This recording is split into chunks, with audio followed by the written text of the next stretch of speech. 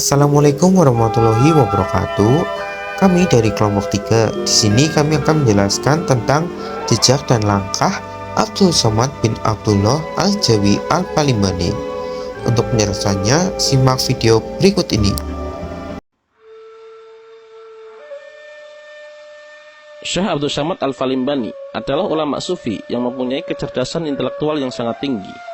Beliau merupakan ulama yang memiliki peran penting dalam perkembangan Islam di wilayah Nusantara. Melalui ilmunya yang sangat tinggi, beliau berhasil menciptakan beberapa karya yang memberikan manfaat bagi perkembangan Islam di tanah air. Nama Syekh Abdul Somad Al-Palimbani di kalangan umat Islam di Arab dan Timur Tengah sangat disegani. Bahkan, ensiklopedia Islam yang beredar di Arab, Timur Tengah, dan Barat menempatkan kepopuleran Syekh Abdul Somad Al-Palimbani setara dengan Insinyur Soekarno, yakni Presiden Republik Indonesia yang pertama. Dalam data sejarah di Masjidil Haram, nama Syekh Abdul Somad Al-Palimbani tercatat sebagai salah satu di antara ulama dari Nusantara yang mendapatkan kehormatan sebagai imam besar di Masjidil Haram.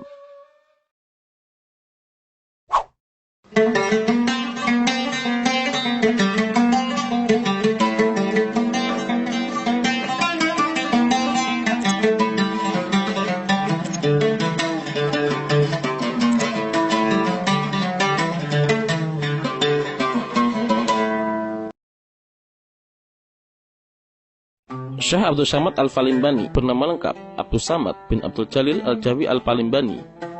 Tetapi sumber-sumber Arab menyebutnya dengan Sayyid Abdul Somad bin Abdurrahman Al-Jawi.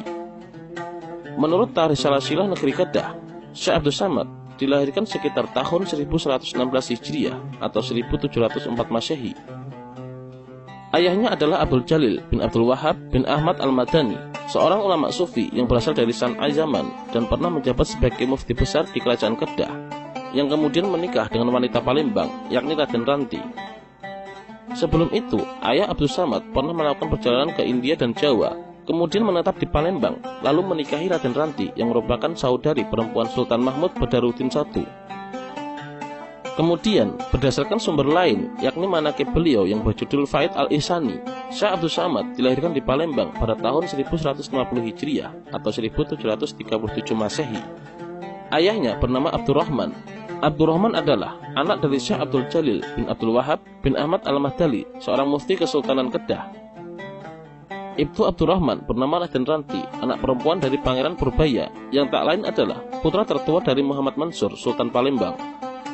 Dengan demikian, dari jalur nenek perempuannya, Syekh Abdul Somad adalah bagian dari kerabat ulama keraton Palembang yang garis nasabnya tersambung lurus dengan Sultan.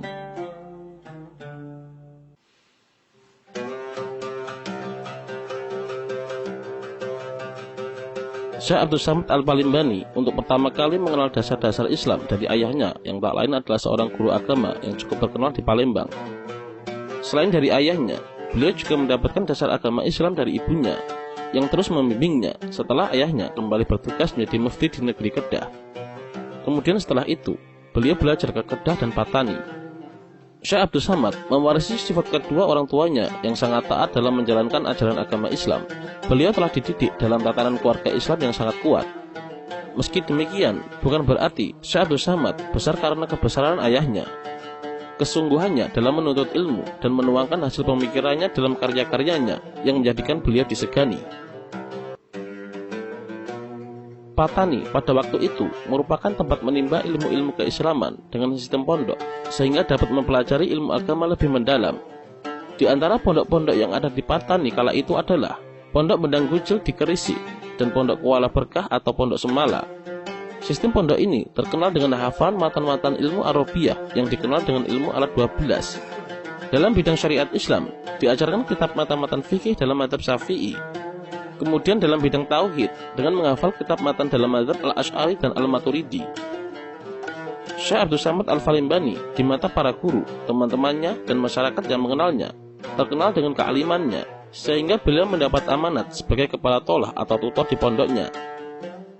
Salah satu di antara para guru Syekh Abdul Somad Al-Palimbani di Patani adalah Syekh Abdurrahman bin Abdul Mubin Pauhbok. Setelah belajar di Patani, orang tua Syekh Abdul Somad Al-Palimbani kemudian mengantar anaknya untuk ke tanah Arab, yaitu Mekah dan Madinah. Ketika itu, beliau bersama saudara tirinya, Wan Abdul Qadir, pergi ke Makkah sekalian untuk melaksanakan ibadah haji. Setelah selesai menunaikan ibadah haji, Syekh Abdul Samad Al-Falimbani tidak langsung kembali ke tanah air seperti yang dilakukan oleh saudara dirinya yang kembali ke Kedah dan menjadi mufti di negeri Kedah menggantikan ayahnya yang telah wafat. Ketika di Makkah, beliau terlibat dalam komunitas masyarakat Jawa yang sudah ada di sana sebelumnya dan menjadi teman seperguruan untuk menuntut ilmu dengan ulama Nusantara lainnya seperti Muhammad Arsyad Al-Banjari, Abdul Wahab Bugis, Abdul Rahman Al-Batawi, dan Daud Al-Fatani. Keterlibatannya dalam komunitas Jawa inilah yang membuatnya tetap tanggap terhadap perkembangan sosio-religius dan politik di Nusantara. Sejak perpindahannya di Mekah, Syekh Abdul Samad Al-Falimbani mengalami perubahan besar berkaitan dengan intelektualitas dan spiritual. Perkembangan dan perubahan ini tidak terlepas dari proses pencerahan yang diberikan oleh para gurunya. Beberapa gurunya yang masyhur antara lain Syekh Muhammad As-Samani Al-Madani, pendiri Thariqat Al-Samaniyah Al-Khalwatiyah.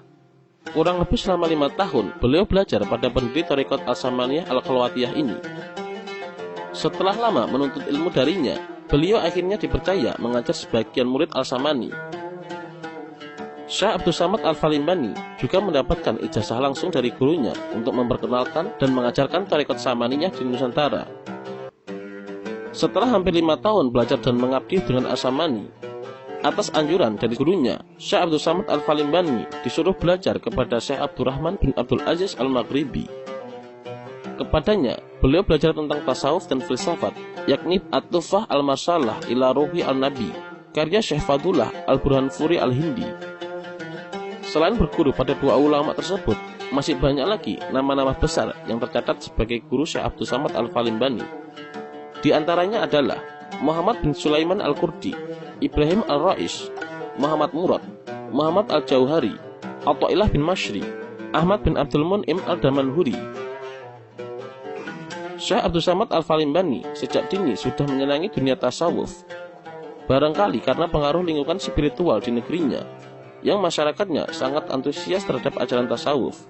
Ditambah lagi dengan adanya perdebatan, polemik, serta pergulatan pemikiran yang terus memanas antara penganut Hamzah Fansuri dengan Araniri, sehingga ikut mewarnai dan mengiringi pertumbuhan intelektual spiritual Syekh Abdul Samad Al-Falimbani.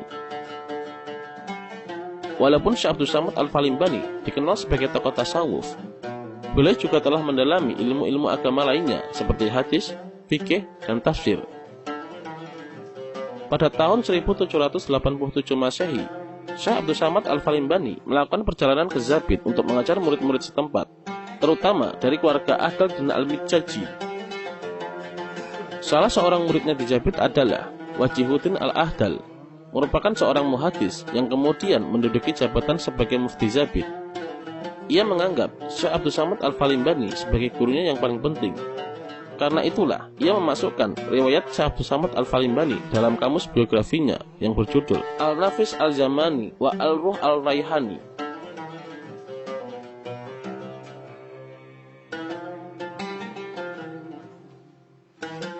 Secara terperinci, kitab-kitab karya Syekh Abdul Samad Al-Falimbani adalah sebagai berikut. Zuhrah Al-Murid fi Bayan Kalimah Al-Tauhid, yakni sebuah kitab yang berisi tentang ringkasan kuliah-kuliah tauhid yang diberikan di Masjidil Haram oleh gurunya, yaitu Syekh Ahmad bin Abdul Mun'im Al-Damanhuri dari Mesir.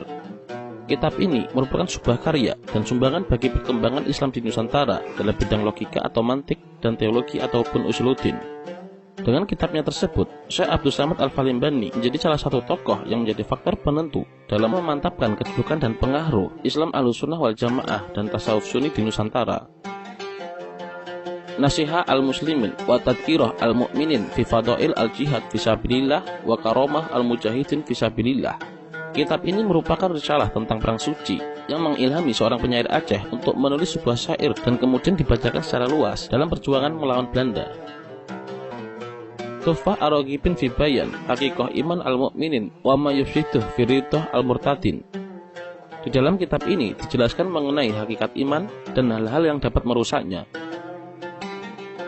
Al-Urwah Al-Wusqa wa Silsilah Uli Atuqa, sebuah kitab mengenai wirid-wirid yang harus dibaca pada waktu-waktu tertentu. Kitab ini disebutkan dalam Hidayah As-Salikin, namun naskahnya belum ditemukan hingga saat ini. Hidayah As-Salikin fi Suluk Maslak Al-Muttaqin, Kitab ini menurut Syekh Abdul Samad Al-Falimbani merupakan terjemahan dari kitab Hidayah Al-Hidayah karya Imam Al-Ghazali dengan menggunakan bahasa Jawi dan menambahkan beberapa masalah yang tidak terdapat dalam kitab Hidayah Al-Hidayah, serta menjelaskan tentang tingkatan atau makomat yang harus dilalui oleh para seorang calon sufi. Ratib Abdul Samad, yakni sebuah kitab yang memuat bacaan-bacaan zikir, doa-doa, dan pujian-pujian kepada Nabi Muhammad SAW. Syiar As-Salikin ila Rabb al-Alamin. Kitab ini terdiri dari 4 juz yang berisi masukan masalah-masalah yang diambilnya dari kitab-kitab seperti Ihya Ulumuddin, Minhaj al-Abidin, Al-Arba'in fi Usuluddin, Bidayah Al-Hidayah, An-Nafahatul Ilahiyah, dan beberapa kitab karangan Abdul Qadir Al-Aidarus, Mustafa Al-Bakri, Abdullah Al-Haddad, dan juga memuat ungkapan-ungkapan beberapa sufi terkemuka seperti Abu Thalib Al-Maki, Al-Qushairi, dan Ibnu Athaillah As-Sakandari, serta sufi aliran filsafat seperti Syafadullah Al-Burhanfuri dan Ibnu Arabi. Kitab Syiar As-Salikin ini berusaha memadukan inti ajaran Wahdatul Wujud Ibnu Arabi dengan prinsip-prinsip ajaran Imam Al-Ghazali. Yad Al-Muttaqin fi Tauhid Rabb al-Alamin. Kitab ini merupakan karya Syekh Abdul Samad Al-Falimbani yang hilang. Kitab ini tampaknya merupakan ringkasan pendapat gurunya tentang tauhid, yakni Syekh As-Samani.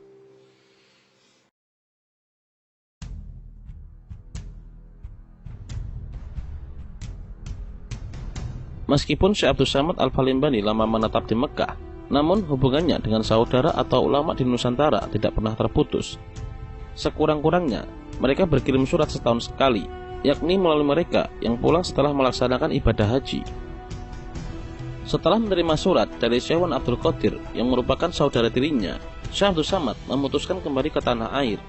Surat dari saudaranya yang juga merupakan seorang mufti Kedah tersebut mengabarkan bahwa umat Islam Melayu Patani dan Kedah sedang menghadapi jihad mempertahankan agama Islam dan tanah air. Sebenarnya, Syekh Abdul Samad Al-Falimbani telah lama bercita-cita untuk ikut serta dalam suatu perjuangan atau peperangan melawan penjajah. Namun setelah dipertimbangkan, beliau lebih tertarik membantu umat Islam di Patani dan Kedah untuk melawan kerajaan Siam yang beragama Buddha. Dalam peperangan itu, Syekh Abdul Samad Al-Falimbani memegang peranan penting dengan beberapa panglima Melayu lainnya. Beliau bukan berfungsi sebagai panglima yang sebenarnya, tetapi bertindak sebagai seorang ulama sufi yang senantiasa berwirid, bertasbih, bertahmid, bertakbir, serta bersolawat setiap siang dan malam untuk mendoakan agar kaum muslimin memperoleh kemenangan. Namun sayangnya, kedatangan beliau di Kedah agak terlambat. Pasukan Patani telah hampir lemah dalam peperangan tersebut. Sementara itu, Syekh Daud bin Abdullah Al-Fatani dan para pengikutnya telah mengundurkan diri ke Pulau Duyung, Terengganu. Kemudian, Syekh Abdul Samad Al-Falimbani pun berkholwat di salah satu masjid di Legor. Ada orang yang mengatakan beliau berkholwat di Masjid Gresik yang dikenal dengan pintu gerbang Hang Tuah. Para pengikut tasawuf percaya di sanalah beliau menghilang diri. Tetapi bagi kalangan bukan tasawuf, perkara ini adalah mustahil, dan mereka lebih percaya bahwa beliau wafat sebagai syuhada ketika peperangan melawan kerajaan Siam. Terkait wafatnya Syekh Abdul Samad Al-Falimbani terdapat banyak pendapat. Dr. Muhammad Khatib Ghazwan menyebutkan Syekh Abdul Samad Al-Falimbani wafat pada tahun 1244 Hijriah dengan umur beliau mencapai 124 tahun di Palembang. Kemudian Dr. Azumardi Azra menyebutkan bahwa Syekh Abdul Samad Al-Falimbani meninggal sekitar akhir abad ke-18 di tanah Arab. Lalu Al-Baitan mengatakan Syekh Abdul Samad Al-Falimbani meninggal setelah tahun 1200 Hijriah setelah menulis karya terkenalnya Syiar As-Salikin pada usia sekitar 85 tahun. Dan berdasarkan sumber di Jeddah, Syekh Abdul Samad Al-Falimbani terbunuh dalam perang melawan kerajaan Siam pada tahun 1244 Hijriah. Dan Muhammad Abdullah bin Suradi dalam artikelnya yang berjudul Syekh Abdul Samad Al-Falimbani, Ulama, Sufi dan Syuhada, menuliskan bahwa masyarakat Patani telah mengklaim menemukan makam Syekh Abdul Samad di antara Kampung Sekom dan Cetak di kawasan Tiba, Paten Utara, Thailand. Terlepas dari semua pendapat tersebut, jasa-jasa beliau melalui buah pemikiran dalam kitab-kitab karya tulisnya serta murid-murid beliau banyak memberikan manfaat dan pengaruh besar dalam perkembangan Islam di Nusantara. Semoga Allah menempatkan Syekh Abdul Samad Al-Falimbani di tempat yang terbaik dan membalas jasa-jasa beliau dengan pahala yang terbaik. Amin. Wallahu a'lam bishawab.